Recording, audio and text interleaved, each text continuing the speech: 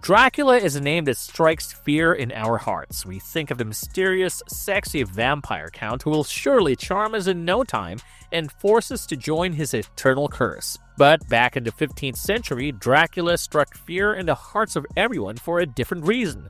Because Dracula is the infamous moniker of none other than Vlad the Impaler, the Wallachian prince. So was the name the only thing that inspired Bram Stoker to create his infamous villainous vampire? Or was there more to that? Join us as we dive deep into the legacy of Vlad Tepes and what role he played in the creation of the iconic book of 1897. But before we go into our explanation, we have a very small request. If you like our content, please support us by subscribing to our channel. This is a small click for you, but for us it means an awful lot. Thank you, and let's begin.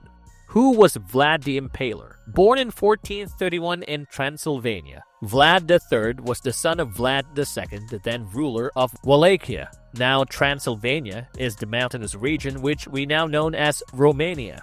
And to the south of that mountainous terrain we had the kingdom of Wallachia. Vlad II joined the Order of the Dragon, which was a Christian military order that was supported by the Holy Roman Emperor to fight against the Ottoman Turks. Since his induction into the military order, he has been given the name Dracula, which means dragon. To understand who and why Vlad the Impaler became, well, Vlad the Impaler, we'll have to look at the geopolitical scenario of that time. Transylvania was located between two large empires, the Muslim Ottomans to the west and the Christian Europeans to the east. So, as you can guess, Transylvania often saw people pushing their borders trying to get them to submit. Ottoman forces pushed westward through Transylvania towards Europe, and the Christian Crusaders marched eastwards towards the Holy Land. War was all too common for Transylvanians during that time. At one point, Vlad II was called in for a diplomatic meeting with Sultan Murad II in 1442. Since this was a diplomatic meeting, Vlad II brought his two sons, Vlad III and Radu, with him. However, Sultan Murad II had other plans. The whole meeting was a trap. All three of them were taken as hostage, and Vlad II could only return after leaving his sons under the captivity of the Ottomans. Vlad and Radu grew up to be the academicians. They were taught arts, philosophy, and science. Vlad even showed exceptional proficiency as a warrior and skilled horseman. Some accounts state that during his time with the Ottomans, he may have been imprisoned and tortured where he saw the impalement of the enemies of the state. This could have served as the inspiration behind his signature torture method. While Vlad and Radu were doing sort of okay under the Ottomans, their family was ripped apart. Their father was killed off by the local warlords, boyars, in the swamps near Baltini in 1447. Vlad's older brother, Mircea, was blinded, tortured, and buried alive. The ferocity and the inherent brutality of the events could have turned Vlad III into the ruthless and vicious ruler we know him as, but that is left for speculation. However, one thing reigns true.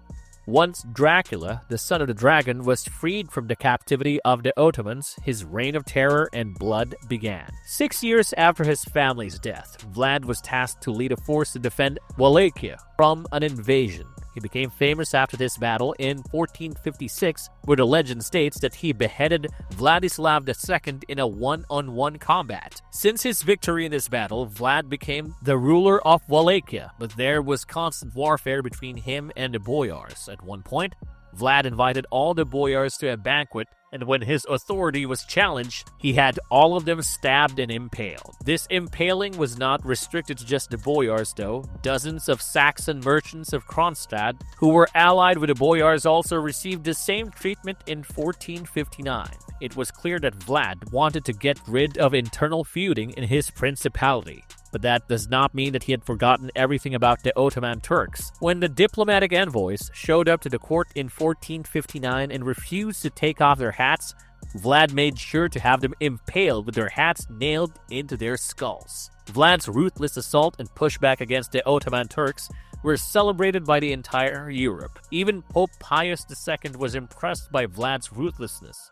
However, the popularity also gave birth to several darker rumors. One such rumor is Vlad having food in a forest while the bodies of defeated warriors writhed on poles. I suppose this led to the terrifying legend that Vlad III ate his bread with the blood of his victims. Whether this legend was true or not is a subject of speculation, but with how sadistic his transgressions have been till now, I'd not be surprised if they were. If we had to get a rough estimate of Vlad's victims, the score is roughly around 80,000 people, men, women, and children included. Out of these 80,000 people, at least 20,000 people were impaled and left to rot outside the city of Targovishte. The macabre sight was enough to send the Ottoman Sultan Mehmed II back to Constantinople when he considered speaking with Vlad. Sadly, his reign came to an end in 1476 when Vlad and his soldiers were ambushed. Vlad was killed and beheaded, and his head was sent to Sultan Mehmed II to display as a trophy over the city gates. The notoriously violent Prince of Wallachia met an ending that fitted him. So now the question is, how is Vlad and Dracula related? Well, about that. How Vlad inspired Stoker. The Middle Ages were pretty violent in general. However, the story of Vlad the Impaler would not have reached the people had it not been for William Wilkinson, the British consul, who went to Wallachia. He wrote a book in 1820 titled An Account of the Principalities of Wallachia and Moldavia, with various political observations relating to them. In this book, he delved deep into the history of the region, and it was only a matter of time before he learned about the notorious warlord Vlad Tepes. The year was 1890 when Bram Stoker came across the book himself. He found the name Dracula intriguing. In Wallachian, Dracula means devil, and Stoker was fascinated by the devilish associations the name implied. He borrowed the name from the book and some historical details about Vlad III and his life.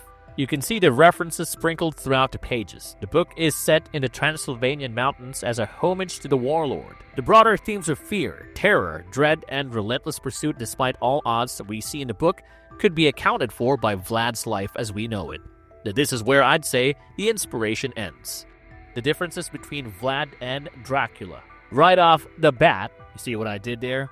We can see that Vlad and Dracula have two very different connotations in history and literature. While Vlad Tepes is this ruthless man who impaled his victims while they were still alive, Dracula is the suave, savvy, and sophisticated monster who kept his scheming under wraps. Stoker's book comments about the Victorian society of that era rather than a historical portrayal. While the evident inspiration is there, primarily through the prince's name and some details, the rest of the book is all about how Stoker looked at society during that time. When we think of Dracula, we see it as this erotic, gothic horror novel. However, if you look beyond the surface and dive deep into the pages, you will realize that the book is about so much more. Mostly, the main focus of the book is the philosophy known as transcendentalism, which focuses on the idea that a person's intuition or thoughts are what make the physical and the empirical, not the societal norms. This particular philosophy was adopted in the mid-19th century.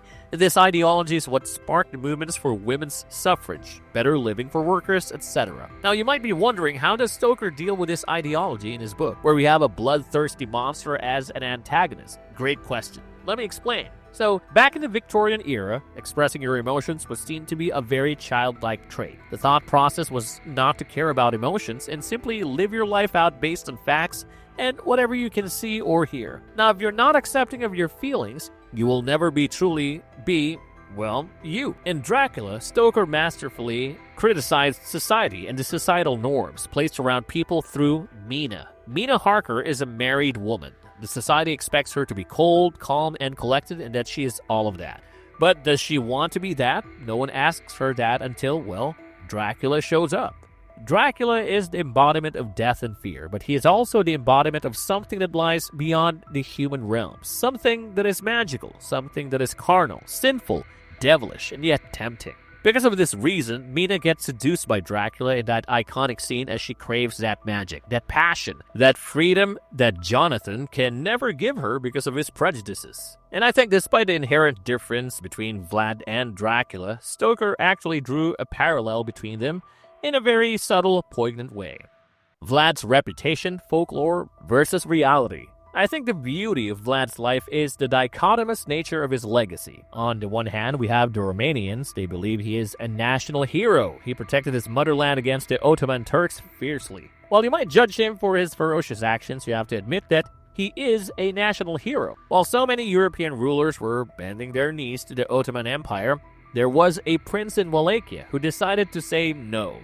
His brutality towards the Ottomans and his efforts to unify his entire realm to stand up against the invaders is genuinely admirable. For Romanians, Vlad is the epitome of bravery. He is the man who people look up to even to this day when they were talking about national identity and the resistance against Muslim invaders. Vlad III's efforts against the Ottomans have always been seen in the context of defending Christianity against Muslims, and he has been hailed for that. Dracula, his nickname, is an honorable nickname in the Romanian culture. The son of the dragon is someone to be proud of, someone who is considered to be the most accomplished of them all. But parallelly, in most of Europe, Vlad is seen as a villain. His signature torture method that earned him the nickname Vlad the Impaler definitely garnered him quite the negative press. His tales are filled with gore, cruelty, and sadism, and he's often portrayed as a bloodthirsty tyrant. Also, funnily enough, the printing press actually existed when Vlad was leaving chaos and bloodbaths in his wake, so a big reason why the whole of Europe seems to look at him as this terrifying villain can be because of the sensationalized portrayal of his actions via the press all over Europe. On top of that, a lot of historians feel like Vlad Tepes' animosity came from a place of sadism and torture. They do not try to look at his actions from the lens of political motivation, which eventually ends up playing a more significant role in how Vlad is portrayed to the world. Now, let me tell you about my very own theory about how Stoker drew a parallel between the two. I think Stoker understood how the world looked at Vlad when he read Wilkinson's book. I am sure that when Stoker tried to research a bit more about Vlad, he came across all the horrifying actions he had done. While everyone brushed aside Vlad as a ruthless killer, I think Stoker realized the dichotomy of Vlad's legacy, and using that, he created Dracula.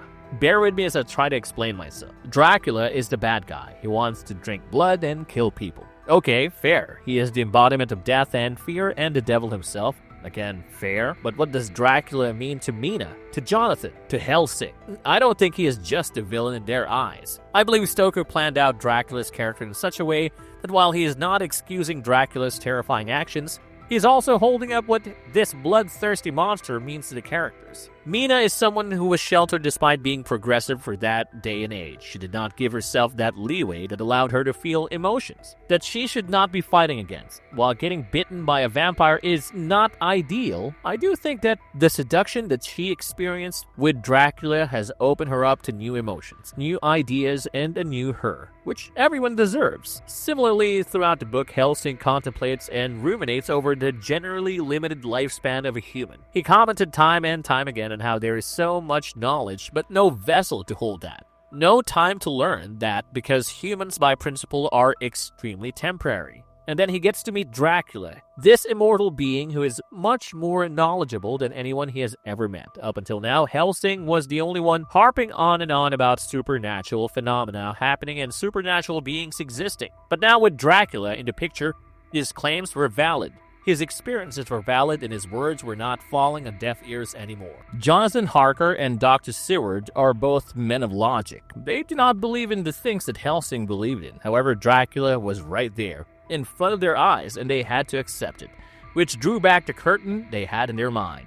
The experience of meeting Dracula, no matter how horrifying it may be, was a good thing for the characters. Well, most of them except Lucy. Vlad too is like that to a degree. Yes, he was a villain, and yes, he impaled people. Yes, he was sadistic, but he did it for his people. He gave his people hope, brought them together, and gave them strength. He is a bad thing and a good thing. I'm sure that despite his infamy as a villain, everyone somewhere deep down respects him because he did it for his men. He did it for his home, and not a lot of people have the strength to do something that big.